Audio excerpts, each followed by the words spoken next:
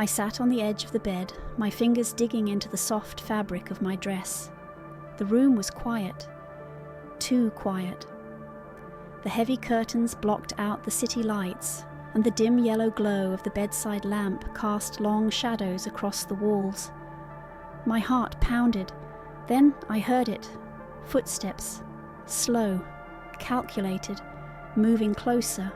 The doorknob twisted and my breath caught in my throat. This isn't happening. Please, no. The door creaked open and there he was. My husband's boss. A man too powerful, too entitled, and now standing in front of me with a look that sent chills down my spine. He stepped inside, shutting the door behind him with a soft click. His smirk was calm, controlled, as if this had been planned all along. I swallowed hard, my mind racing back to earlier that night. It all started when my husband came home that evening, his eyes bright with excitement. "Pack something nice," he said, practically buzzing with energy. "We're going to dinner at the Regent tonight," I frowned. "The Regent? Isn't that the place where rooms cost more than our rent?" He laughed, brushing off my concern. "My boss invited us. He wants to meet you. This could be huge for me, for us." Something about his eagerness felt off, but I ignored it. I wanted to believe in him. At the hotel, the restaurant was nothing like the places we usually went to. Crystal chandeliers, soft jazz music, waiters who moved like ghosts. The boss was already seated at a private table, swirling a glass of whiskey in his hand. The moment we sat down, I noticed it, the way he looked at me. Not just a glance, not polite, something deeper, something that made my stomach tighten. He smiled, smooth and confident. "So, you're the woman behind the man, huh?" My husband chuckled, looking down, almost embarrassed. Throughout dinner, the conversation revolved around business, his business. I watched the way my husband nodded at everything he said, how he agreed too quickly, laughed at things that weren't funny. I could feel it in my bones. This wasn't just dinner. Then the boss leaned back, eyeing my husband with amusement. "Why don't you step out for a bit? That deal we talked about, go make the call. I'll keep your wife company." My husband hesitated, just for a second, but that second was enough, because when he looked at me, he wasn't checking if I was okay. He was checking if he was okay, and then he left. I watched him walk away, disappearing into the hallway. My heart sank. I was alone, with him. The moment my husband disappeared, the atmosphere in the room shifted. I felt it like a sudden drop in temperature, like the weight of invisible hands pressing down on my chest. The soft hum of conversation around us, the clinking of silverware, it all faded. Because in that moment, I wasn't sitting across from a man. I was sitting across from something else entirely. He leaned forward, elbows on the table, his gaze locked onto mine. He didn't blink. He didn't speak right away. He just watched me, like a predator sizing up its prey.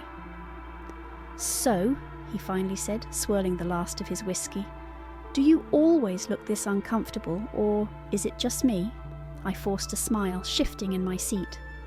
"I'm fine," he chuckled. "You don't look fine."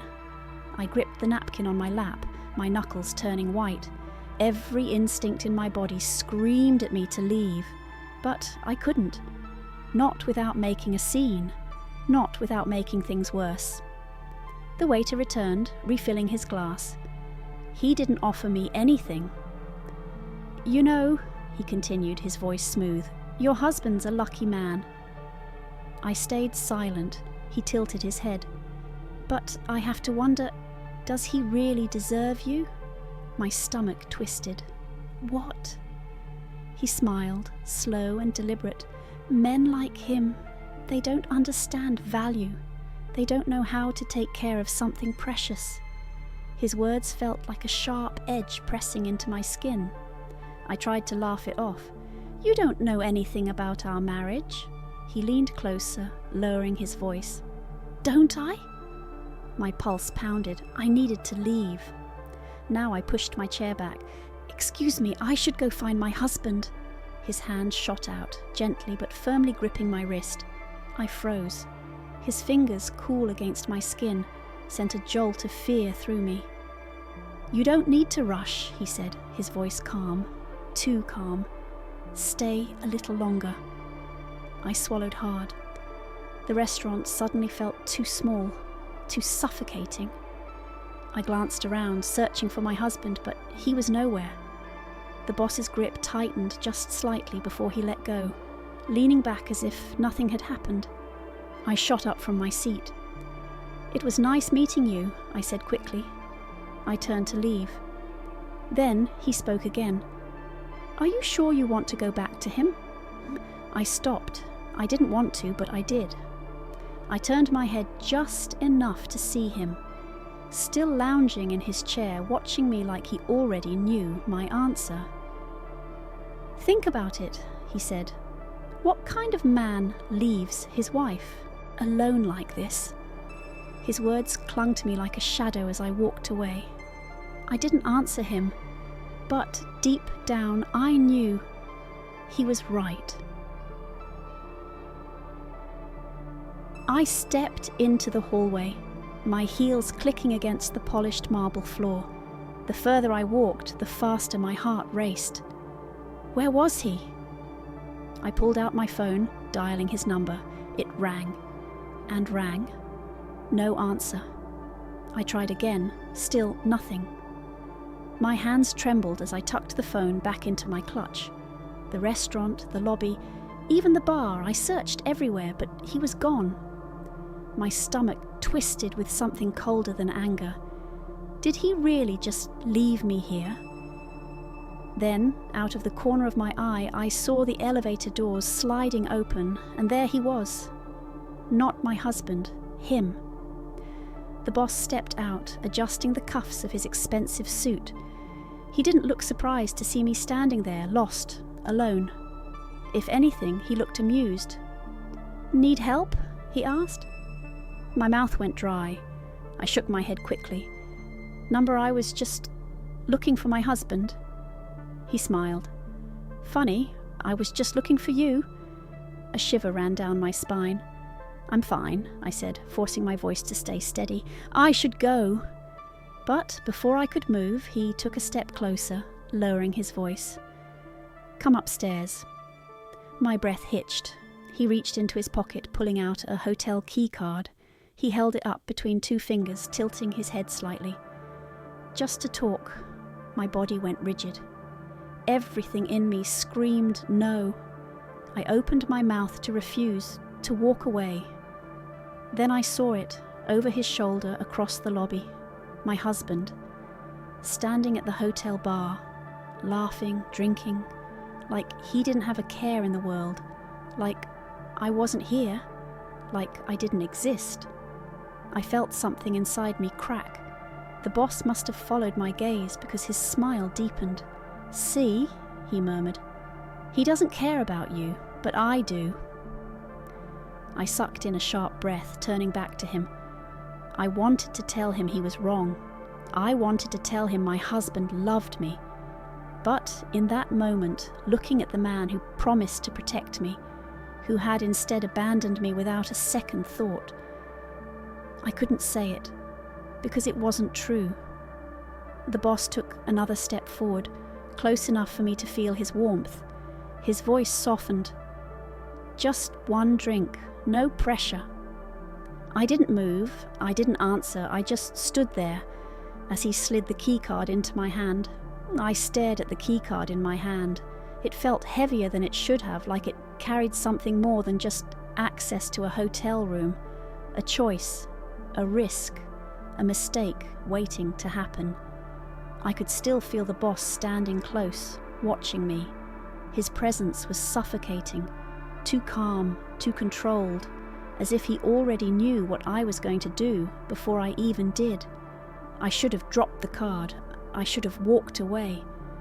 But instead, I looked back toward my husband. He was still at the bar, laughing with some colleagues, drink in hand like I didn't exist. like I wasn't standing in the middle of a hotel lobby, lost, like I wasn't his. Something inside me twisted, something raw and sharp. I turned back to the boss, gripping the keycard in my palm. His lips curved into a knowing smile. I didn't speak. I didn't have to.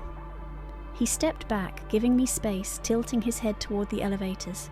An invitation. And somehow my feet started moving.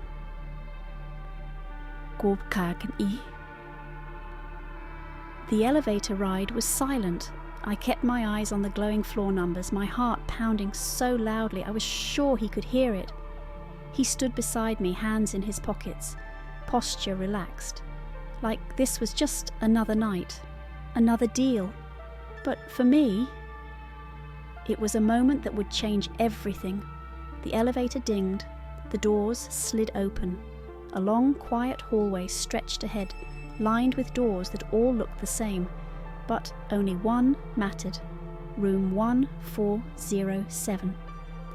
The boss walked ahead, slow and steady, as if he was giving me one last chance to turn around. I didn't. I followed. Inside, the suite was bigger than I expected. Dim lighting, floor-to-ceiling windows revealing the city below. Lights flickering like 1,000 tiny secrets. The door clicked shut behind me.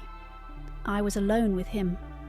The realization settled deep in my stomach. "Make yourself comfortable," he said, walking toward the minibar.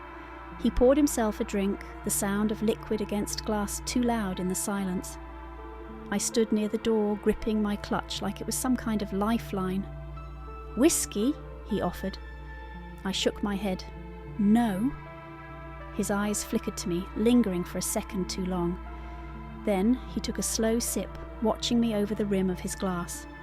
I felt exposed, like I was being studied. "You're nervous?" he said. I let out a small, shaky laugh. "Shouldn't I be?" He smirked. "Depends." "On what? On why you came up here?" I hesitated. My throat felt dry.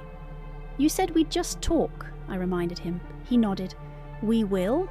But the way he said it didn't sound like a promise. It sounded like a challenge. I swallowed, looking away. The room felt smaller, the air heavier. I thought about leaving, just turning around and walking out the door.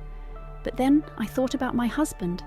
How he had left me alone, how he had abandoned me without a second thought, and how, right now, he wouldn't even notice if I was gone. The boss set his glass down. He moved toward me, slow and deliberate, until he was just a few feet away.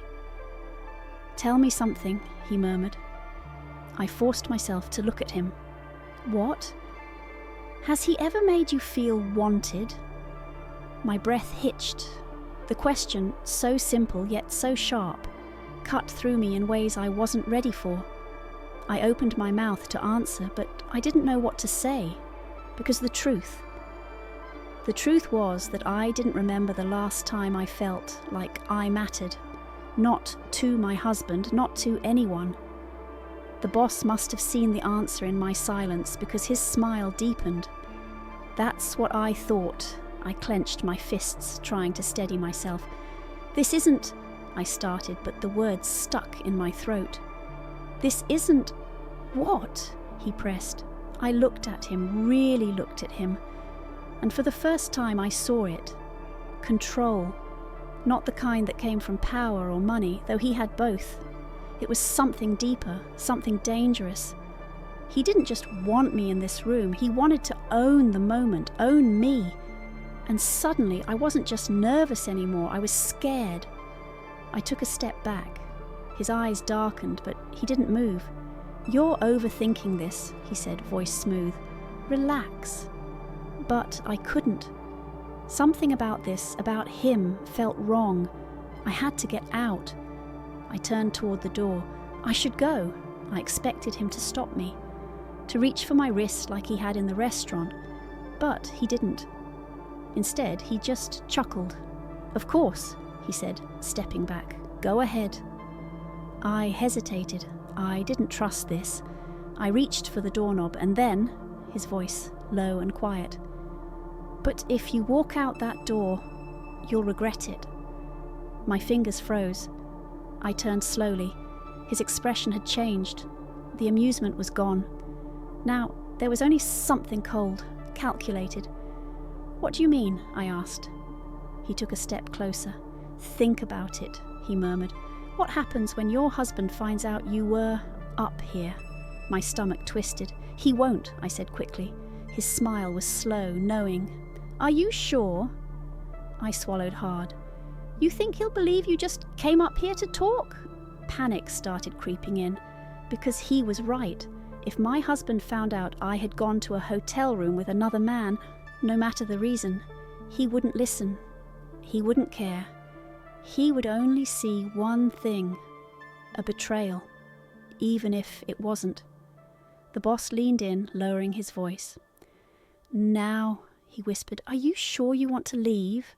I sucked in a shaky breath. My heart pounded in my ears. I had walked into this room thinking I was in control, but now I realized I had never been in control at all. And the worst part? I didn't know how to get out. I couldn't breathe. The walls of the suite felt like they were closing in, trapping me in a moment I didn't know how to escape. I had thought I could walk out, just open the door and leave, but now I wasn't sure, because the boss wasn't stopping me. He wasn't grabbing my wrist or blocking my way. He was just standing there watching, and somehow that was worse, because he knew I had already lost. "Go ahead," he said, voice smooth. "Leave if you want." I hesitated. His words weren't a threat, not exactly, but they carried weight, pressing against my ribs like an invisible force. If I walked out now, I wouldn't just be leaving a room, I would be walking into ruin. Because he was right, my husband wouldn't believe me. And the boss? He had the power to twist the story in whatever way suited him. "You don't understand," I whispered, my throat tight. His expression didn't change. "I understand perfectly." I swallowed hard, my fingers still gripping the doorknob. I could still leave, but my body wouldn't move. Because for the first time I saw the whole picture. This wasn't about one night, it wasn't about a mistake. It was about control, and he had it, all of it. The silence stretched between us, heavy and suffocating. "You're thinking too much," he murmured, stepping closer. "That's your problem." I tensed. He reached out, not touching me, just close enough that I could feel the warmth of his presence. "You assume your choices matter," he continued, "that you get to decide how this plays out." I felt sick. "You don't," he said simply. A cold shiver ran down my spine. I had been naive to think I was playing a game. I was the game, and now I was trapped inside it. I forced myself to breathe, think, find a way out. My phone. It was in my clutch, pressed tightly against my palm. If I could just... Looking for something? My stomach dropped. I looked up. The boss was watching me, eyes glinting with amusement. He knew. He always knew. Slowly he reached into his pocket and pulled out my phone. My breath hitched. I hadn't even felt him take it. He turned it over in his hand, tapping a finger against the screen. Locked. Useless. I clenched my fists. "Give it back," he smiled. "Of course." And then he tossed it. I gasped, watching as it sailed through the air, then landed in a glass of whiskey. A soft splash. A slow sinking. Gone. I took a shaky step back, panic rising in my chest. "You didn't need it anyway," he said smoothly. I couldn't think, couldn't breathe. I was alone, truly alone, and he knew it. I had seconds to act, seconds before I lost all control. So I did the only thing I could. I ran. I turned and bolted for the door, my hands shaking as I fumbled with the lock. A strong hand slammed against the wood beside me. I flinched, not grabbing me, not holding me back, just reminding me that he was faster, that he was stronger, that I had nowhere to go. The air between us was charged, electric with unspoken threats. He didn't need to say it. I wasn't leaving this room unless he allowed it, and right now, he wasn't allowing it.